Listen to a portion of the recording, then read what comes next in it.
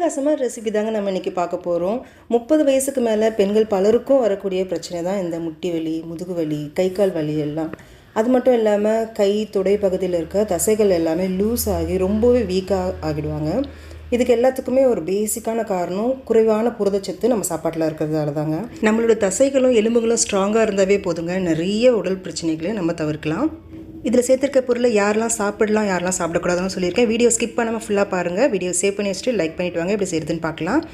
இதுக்கு கருப்பு உளுந்து 1 கிலோ அளவுக்கு எடுத்துருக்கேங்க. இந்த ரெசிப்பியில் சேர்த்துருக்க எல்லா பொருளையும் நான் ஒரு 2 தடவை நல்லா வாஷ் பண்ணிவிட்டு 4லேருந்து 5 மணி நேரம் நல்லா வெயிலில் காய வச்சு எடுத்திருக்கேன். இப்போ இந்த கருப்பு உளுந்தை நம்ம வறுத்து எடுத்துக்கலாம். இப்போ உளுத்தம்பருப்பை கடாயில் சேர்த்துக்கலாம். மிதமான தீயில் வச்சுட்டு ஒரு 3லேருந்து 4 நிமிஷத்துக்கு இதை வறுத்து எடுத்துக்கலாங்க. கருக விடாமல் பார்த்துக்கோங்க.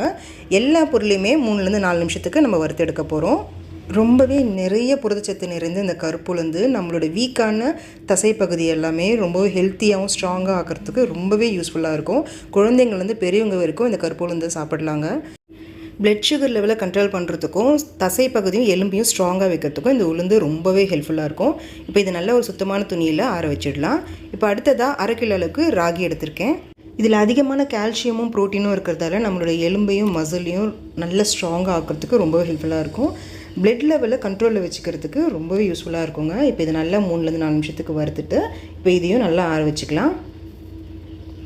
இப்போ அடுத்ததாக 300 கிராம் அளவுக்கு கருப்பு கொண்டக்கடலை சேர்த்துருக்கேங்க. இதுலேயும் அதிகமான புரதச்சத்து இருக்குது. நம்மளோட மசிலும் எலும்பையும் ஸ்ட்ராங் ஆக்கிறதுக்கு ரொம்பவே யூஸ்ஃபுல்லாக இருக்கும். இதையும் ஒரு 4 நிமிஷத்துக்கு நல்லா வறுத்து எடுத்துகிட்டு ஆற வச்சுக்கோங்க. இப்போ அடுத்ததாக பொட்டுக்கடலை எடுத்துருக்கேங்க. 200 கிராம் அளவுக்கு பொட்டுக்கடலை சேர்த்துட்டு 2லேருந்து 3 நிமிஷத்துக்கு மிதமான தீயில் வறுத்து எடுத்துக்கலாம். இதுலேயும் ஹை ப்ரோட்டீன் இருக்கிறதால நம்மளோட மசில் போனுக்கெலாம் ரொம்பவே நல்லதுங்க. ஹார்ட்டோட ஹெல்த்துக்கும் ரொம்பவே நல்லது.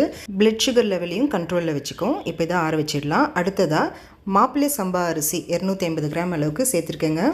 இது நம்மளோட டைஜஷன், நம்மளோட ஜீரண சக்தியை அதிகரிக்கும். இதில் இரும்பு சத்து ரொம்பவே அதிகமாக இருக்குது, நார் சத்து ரொம்பவே அதிகம், பிளட் சுகர் லெவலையும் சூப்பராக கண்ட்ரோலில் வச்சுருக்கோம். இப்போ இதையும் ஒரு 3லேருந்து 4 நிமிஷத்துக்கு நல்லா வறுத்துட்டு இப்போ இதையும் ஆற வச்சுக்கலாம். அடுத்ததாக கருப்பு கவுனி அரிசி 250 கிராம் அளவுக்கு எடுத்துருக்கேங்க. பல நன்மைகள் இருக்குது இந்த அரிசியில். அதிகமான நோய் எதிர்ப்பு சக்தி இது நம்மளுக்கு கொடுக்கும். நம்மளோட ஸ்கின் ஹெல்த்தை ரொம்ப சூப்பராக பார்த்துக்கும். ஜீரண சக்திக்கு ரொம்பவே நல்லது. அதிகமான ஃபைபர் இருக்கிறதால நம்மளுக்கு வந்து பிளட் சுகர் லெவலில் கண்ட்ரோலில் வச்சுக்கும். போன் ஸ்ட்ராங்காக வைக்கிறதுக்கு ரொம்ப யூஸ்ஃபுல்லாக இருக்கும். இப்போ இதை நல்லா ஆற வச்சுக்கலாம். அடுத்ததாக காஞ்ச மக்காச்சோளம் 250 கிராம் அளவுக்கு எடுத்துருக்கேங்க. இது நம்மளோட கொலஸ்ட்ரால் லெவலை கம்மி பண்ணுறதுக்கும், அனிமிக்காக இருக்கிறவங்க, அதாவது ரத்த சோகை இருக்கிறவங்க இதை சாப்பாட்டில் சேர்த்துக்கோங்க. இதில் அதிக புரதச்சத்து இருக்கிறதால மசில் ஸ்ட்ராங்காக இருக்கிறதுக்கு ரொம்ப யூஸ்ஃபுல்லாக இருக்கும். இப்போ இதையும் நல்லா ஆற வச்சுக்கலாம். அடுத்ததாக காட்டு யானம் அரிசி 250 கிராம் அளவுக்கு எடுத்துருக்கேங்க. இது பிளட் சுகர் லெவலை கண்ட்ரோல் பண்ணுறதுக்கும், நம்மளுக்கு எதிர்ப்பு சக்தியை கொடுக்கறதுக்கும், எலும்புகளை ஸ்ட்ராங்காக வச்சுக்கிறதுக்கு ரொம்பவே யூஸ்ஃபுல்லாக இருக்குங்க. இதை வந்துட்டு எதிர்ப்பு சக்தியோட பவர் ஹவுஸ்ன்னு சொல்லுவோம். ஏன்னா நம்மளோட செல்ஸ் எதுவுமே வந்து டேமேஜ் ஆகாமல் இந்த அரிசி ரொம்பவே பார்த்துக்கும். இதையும் ஒரு 3-4 நிமிஷத்துக்கு நல்லா வறுத்து எடுத்துகிட்டு ஆற வச்சுக்கலாம். அடுத்ததாக கருங்குருவை அரிசி 250 கிராம் அளவுக்கு எடுத்துருக்கேங்க. இது அதிகமான நன்மைகளை கொண்ட அரிசி.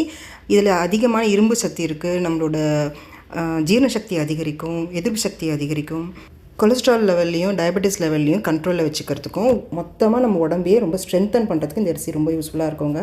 அடுத்ததாக பூங்கார் அரிசி 250 கிராம் அளவுக்கு சேர்த்துக்கோங்க. இது பெண்களுக்கான அரிசின்னு சொல்லுவாங்க. ஏன்னா 30 வயசுக்கு மேலே வரக்கூடிய ஹார்மோனல் இம்பேலன்ஸ் எல்லாமே இது நல்லா சரி பண்ணி கொடுக்கும். நம்மளுக்கு எதிர்ப்பு சக்தியை அதிகரித்து கொடுக்கும். தாய்ப்பால் கொடுக்குற பெண்கள், கர்ப்பிணி பெண்கள்லாம் இந்த அரிசியை சேர்த்துக்கோங்க. அடுத்ததாக 250 கிராம் அளவுக்கு வேர்க்கடலையை சேர்த்துக்கோங்க. அதிகமான புரதச்சத்து இருக்கக்கூடிய அந்த வேர்க்கடலை நோய் எதிர்ப்பு சக்தியையும் நம்மளுக்கு கொடுக்கும். நம்ம உடலில் கெட்ட கொலஸ்ட்ராலை குறைச்சி நல்ல கொலஸ்ட்ராலை அதிகரிக்கும். நம்மளோட போன் ஸ்ட்ரென்த் ரொம்பவே ஸ்ட்ராங்காகும். இப்போ இதை 3லேருந்து 4 நிமிஷத்துக்கு நல்லா வறுத்துட்டு இப்போ இதை ஆற வச்சுக்கோங்க. அடுத்ததாக 200 கிராம் அளவுக்கு கொள்ளு சேர்த்துக்கோங்க. இதுலேயும் அதிகமான புரதச்சத்து, நார்ச்சத்து, இரும்பு சத்து, கால்சியம் அதிகமாக இருக்கிறதால நம்ம போன்களை ரொம்பவே ஸ்ட்ராங்காக வச்சுக்கோம். கிட்னி ஸ்டோன் இருக்கிறவங்க இதை கண்டிப்பாக சேர்த்துக்கோங்க. கெட்ட கொலஸ்ட்ராலை சூப்பராக இது குறைச்சி கொடுக்குங்க. இப்போ இதையும் ஒரு 3-4 நிமிஷத்துக்கு வறுத்துட்டு ஆற வச்சுக்கலாம். அடுத்ததாக பார்லி 200 கிராம் அளவுக்கு சேர்த்துருக்கேங்க. இது ரொம்பவே டைஜஷனுக்கும் கொலஸ்ட்ராலை கம்மி பண்ணுறதுக்கும் எலும்புகளுக்கும் ரொம்பவே நல்லது. ஆனால் பார்லி நிறைய பேருக்கு ஒத்துக்காது. இதில் குளுட்டன் அதிகமாக இருக்கிறதால நிறைய பேருக்கு அலர்ஜி கொடுக்கும், கேஸ் ஃபார்ம் ஆகும், ப்ளோட்டிங்காக இருக்கும் வயிறு அப்படின்றவங்க கண்டிப்பாக இந்த பார்லியை ஸ்கிப் பண்ணிவிடுங்க, யூஸ் பண்ணாதீங்க. முக்கியமாக ப்ரெக்னென்ட் லேடிஸ் யூஸ் பண்ணாதீங்க. அடுத்ததாக 250 கிராம் அளவுக்கு கம்பு சேர்த்துட்டு இதையும் 3-4 நிமிஷத்துக்கு நல்லா வறுத்துக்கலாம்.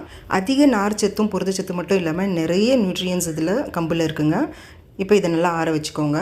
அடுத்ததாக வெள்ளை சோளம் 200 கிராம் அளவுக்கு சேர்த்துருக்கேன். இதில் அதிக நார்ச்சத்து இருக்குங்க. நம்மளோட கட் ஹெல்த்துன்னு சொல்லக்கூடிய நம்மளோட வயிற்று பகுதியை ரொம்பவே ஹெல்த்தியாக பார்த்துக்க இந்த வெள்ளை சோளம் ரொம்பவே யூஸ்ஃபுல்லாக இருக்கும். இப்போ இதையும் ஒரு 4 நிமிஷத்துக்கு மிதமான தீயில வறுத்துட்டு ஆற வச்சுக்கலாம். அடுத்ததாக சுக்கு 25 கிராம் அளவுக்கு சேர்த்துருக்கேங்க. நம்ம இப்போ சேர்த்துருக்க எல்லா பொருளுமே புரதம் ரொம்பவே அதிகன்றதுனால ஜீரணம் ஈஸியாக பண்ணுறதுக்காக இந்த சுக்கை நம்ம சேர்த்துருக்கோம். அடுத்து நல்ல வாசனையாக இருக்கணும் இந்த கஞ்சி அப்படின்றதுக்காக ஒரு 20 ஏலக்காயை சேர்த்துருக்கோங்க. 2லேருந்து 3 நிமிஷத்துக்கு இதையும் நல்லா வறுத்துக்கோங்க. தேவைப்பட்டுச்சுன்னா ஏலக்காயை நீங்கள் எக்ஸ்ட்ராவாக கூட நீங்கள் சேர்த்துக்கலாம். குழந்தைகள் இந்த வாசனையில் ரொம்ப விரும்பி சாப்பிடுவாங்க. அதுக்காக தான் இந்த ஏலக்காவை சேர்த்துருக்கோம். இப்போ சேர்த்துருக்க பொருள் கூடவே நீங்கள் பச்சை அரிசி 1 கப்பும் சேர்த்துக்கலாம். பாதாம் முந்திரியும் நீங்கள் சேர்த்து கூட அரைச்சிக்கலாங்க. இப்போ எல்லா பொருளையும் ஆற வச்சுட்டு ரைஸ் மில்லில் கொடுத்து நான் நல்லா அரைச்சி எடுத்துகிட்டு வந்துட்டேன். இது நீங்கள் நல்லா ஏர்டைட் கண்டெய்னரில் ஸ்டோர் பண்ணி 2லேருந்து 3 மாதத்து வரைக்கும் யூஸ் பண்ணலாம். டெய்லி யூஸ்க்கு நீங்கள் கொஞ்சமாக இந்த ஹெல்த் மிக்ஸை ஒரு பாக்ஸில் வெளியில் ஸ்டோர் பண்ணிவிட்டு மீதி ஹெல்த் மிக்ஸை நீங்கள் ஃப்ரிட்ஜில் ஏர்டைட் கண்டெய்னரில் ஸ்டோர் பண்ணி வச்சுக்கோங்க. தண்ணி படாமல் பார்த்துக்கோங்க, அப்போ தான் கெட்டு போகாமல் இருக்கும். இப்போ இந்த கஞ்சியை எப்படி ரெடி பண்ணுறதுன்னு காட்டுறேன். 1 டேபிள் ஸ்பூன் அளவுக்கு ஹெல்த் மிக்ஸை ஒரு பவுலில் சேர்த்துக்கோங்க. இது கூட ஒரு பிஞ்ச் அளவுக்கு மட்டும் உப்பு சேர்த்துக்கோங்க. அப்போ தான் டேஸ்ட் ரொம்ப நல்லாயிருக்கும். இது கூடவே ஒரு 100லேருந்து 120 ml அளவுக்கு தண்ணி சேர்த்துட்டு கட்டிகள் இல்லாமல் இதை நல்லா கரைச்சி விட்டுக்கோங்க. பாருங்கள், இந்த அளவுக்கு கட்டிகள் இல்லாமல் கரைச்சி எடுத்துக்கோங்க. இப்போ ஒரு 100 ml அளவுக்கு பால் காய்ச்சிக்கலாம். இதில் நம்ம சேர்த்துருக்க எல்லா பொருளுமே ஒரு சூப்பர் மார்க்கெட்லேயோ இல்லை அரிசி கடையிலையோ ஈஸியாக கிடைக்குங்க. அரிசிகள் எல்லாமே 1/2 கிலோ பேக்கெட்லேயே கிடைக்குங்க. சில பொருள் கிடைக்கலனாலும் பரவாயில்ல, மீதி இன்க்ரீடியன்ஸை வச்சு இந்த ரெசிபியை ட்ரை பண்ணி பாருங்கள். இப்போ கரைச்சி வச்சுருக்க சத்து மாவை கலந்துட்டு கைவிடாமல் கலந்து விடுங்க. 3லேருந்து 4 நிமிஷத்துக்கு மீடியம் ஃப்ளேமில் இது போல் நீங்கள் கலந்து விட்டுட்டே இருந்தீங்கன்னா நல்ல ஒரு திக்கான கன்சிஸ்டன்சியில் ஒரு கஞ்சி பதத்துக்கு இது ரெடி ஆகிடும். பாருங்கள், உங்களுக்கு பார்க்கும்போது தெரியும் இது கரெக்டான பதம். இப்போ ஸ்டவ் ஆஃப் பண்ணிவிட்டு இது நல்லா ஆற வச்சுக்கோங்க. ஸ்வீட் டேஸ்ட்டுக்கு நீங்கள் சுகர் இல்லைன்னா நாட்டு சர்க்கரையும் நீங்கள் சேர்த்துக்கலாம். நான் 1 டீஸ்பூன் அளவுக்கு வெல்லம் பவுடர் சேர்த்துட்டு மிக்ஸ் பண்ணிக்கிறேங்க. அவ்வளோதாங்க, செம்ம டேஸ்டியான ரொம்பவே ஹெல்த்தியான ஒரு ஹெல்த் ட்ரிங்க். தொடர்ந்து ஒரு 2 மாதம் நீங்கள் இதை காலையில் குடிச்சிட்டு வந்தீங்கன்னா உங்கள் உடம்புல நல்ல சேஞ்சஸ் தெரியுங்க. ஹெல்த்தில் குழந்தைங்கலேருந்து பெரியவங்க வரைக்கும் இது குடிக்கலாம். கிட்னி பிரச்சனை இருக்கிறவங்க, டயாலிசிஸ் பண்ணிகிட்டு இருக்கவங்களாம் கண்டிப்பாக இதை நீங்கள் குடிக்கக்கூடாதுங்க. தினசரி நம்மளுக்கு தேவைப்படக்கூடிய புரதச்சத்து நார்ச்சத்து எல்லாமே இந்த கஞ்சியில் நம்மளுக்கு கிடைக்கும்.